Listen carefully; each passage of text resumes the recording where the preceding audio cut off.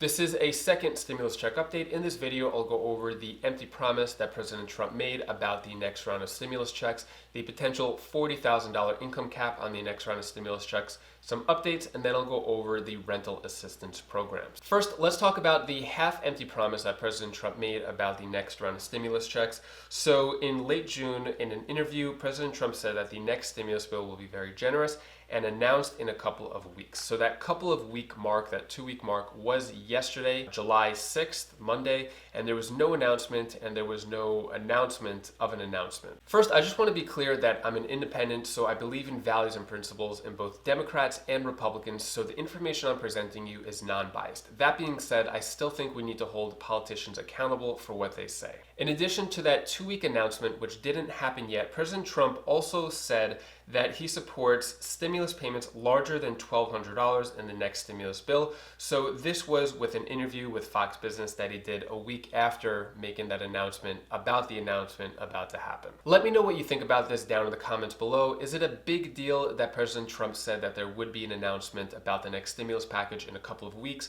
but it wasn't announced? I don't think that's as big of a deal as the promise of saying that it is going to be a larger than $1,200 stimulus check, according to what he said in the Fox Business interview. I think people will remember the number as opposed to the date. If this was a non-election year, it probably wouldn't be that big of a deal if he didn't fulfill his promise, but considering that he said that it'll be larger than $1,200 in the next round of stimulus checks, and it isn't if he doesn't fulfill that promise, then I think a lot of people will remember that he said that when it's time to vote in November. Next, let's talk about the potential $40,000 income cap for the next round of stimulus checks. So yesterday, Senate Majority Leader Mitch McConnell, he was asked about the next round of stimulus checks, and his answer was, I think the people who have been hit the hardest are people who make $40,000 a year or less. Many of them work in the hospitality industry. And this is true. So according to the May jobs report, this is according to the Bureau of Labor Statistics. If you look here, this is compared, the blue is May of 2019, the orange is May of 2020, 35% unemployment. And for more context, if we look at the Wall Street Journal, this is also information from the Labor Department. This is the leisure and hospitality industry. It has recovered a bit in June. It's 28%, but still compared to the other industries, it's been hit a lot harder. But back to what Mitch McConnell said, he also said, I'll be unveiling something. He said, I'll be unveiling something which will be a starting point in a few weeks, and we'll be dealing with the administration and the Democrats. So announcing something in a few weeks or saying that there'll be an announcement in a few weeks doesn't match up with President Trump's timeline. The reason why Mitch McConnell is saying in a few weeks, it's just because the Senate is on vacation and won't be back in office until July 20th. Now back to what Mitch McConnell said about the $40,000 a year or less mark. So for the past few weeks and months, a lot of Senate Republicans have been saying that they don't want a second stimulus check or they want it more targeted. What I could see, now this is just speculation, is that they could lower the income cap from $75,000, which is what it was for the first stimulus check. So anyone who made under $75,000 got the full amount of $1,200 as a one-time payment. If you made anywhere from $75,000 to $99,000, then it was just a reduced stimulus check based on your income. So what I could see happening is they would take that rate from $75,000, bring it down to $40,000, and give anyone who makes less than $40,000, maybe let's say $2,000, and then anyone from $40,000 up to $75,000, maybe it's just a one-time payment of $1,200. As I mentioned, this is just speculation, but I could see them doing this because then it will be a more generous stimulus check for some people, or the people who need it most, and then for the rest, it'll be a less amount of stimulus check. Now, you may be asking the question, what about Social Security recipients? Are they going to get a second stimulus check? So at the time of filming this video, there is no exclusion from SSI, SSDI, or anyone else receiving government benefits. They haven't specifically excluded anyone from those groups. And I don't think they will, because politically, that would be a very bad move to give certain people stimulus checks in the first round and then exclude them for the second round. So in my opinion, I think that whole category of people who are deserving of it, such as SSI, SSDI, veterans, they will probably get a second stimulus check. Moving on, some other big news in regards to the stimulus package is that yesterday the Trump administration releases the companies who received money from the PPP loan. So if you're not familiar, PPP is Paycheck Protection Program, and it was designed for small businesses with 500 employees or less to help them provide payroll for their employees throughout this pandemic so that they wouldn't go out of business and people could still keep their jobs. Now, this was designed for small businesses, but there were a few big companies that got on the list that had more than 500 employees, and supposedly there were some loopholes for them to do so. So to point out a few of these companies, it was TGI Fridays, PF Chang's, which is a Chinese restaurant chain, and then also I thought an interesting one was Transportation Secretary Elaine Chao's family business, which is Foremost Maritime. So if you're not familiar, Elaine Chao is married to Senate Majority Leader Mitch McConnell, and her family's business, according to Wikipedia, the Foremost Group, is valued at $1.2 billion.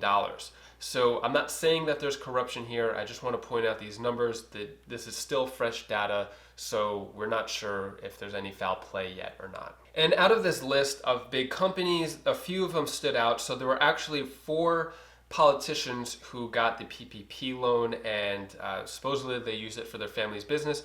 One of them was Representative Vicky Hartzler, who said that her family's business got $480,000. If she disclosed it, I'm assuming that there is no foul play because she got ahead of it, but her net worth is $9.3 million back in 2018.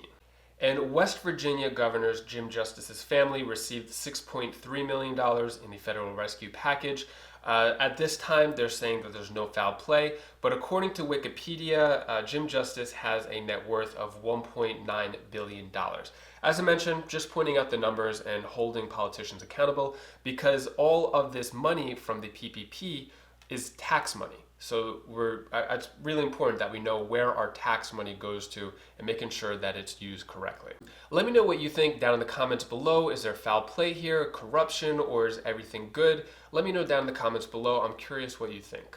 Next, I'll talk about the current rental assistance program. So there's a lot of states, counties, cities, and towns that are offering their own programs.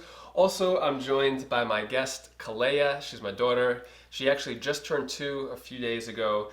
And so I usually film these videos in the mornings before my family wakes up, but she woke up a little early this morning in the middle of filming, so she's going to join us. Hopefully she's not too distracting. Our first comment comes from Joel Kapner. Is there rental assistance in Phoenix, Arizona? Yeah, that's for the lens. Yes, so there's going to be $2 million distributed, and you could get up to $2,000 for rent, mortgage, and utility bills, and this program is going to run through December 30th. And if you want me to research your place of residence to see if there's any programs, put that down in the comments below, and I might feature it in a future video. So the next comment comes from Teresa Feder, and she asks, what about Akron, Ohio? Yes, so Akron, which is part of Summit County, what they're going to do is eligible residents could receive up to 4 months of rent and mortgage payments, or up to $5,000, according to the county. Next comment comes from Carol Irwin. How about New Jersey? So yes, New Jersey is offering, this actually just came out yesterday, a $100 million rental aid program that just opened.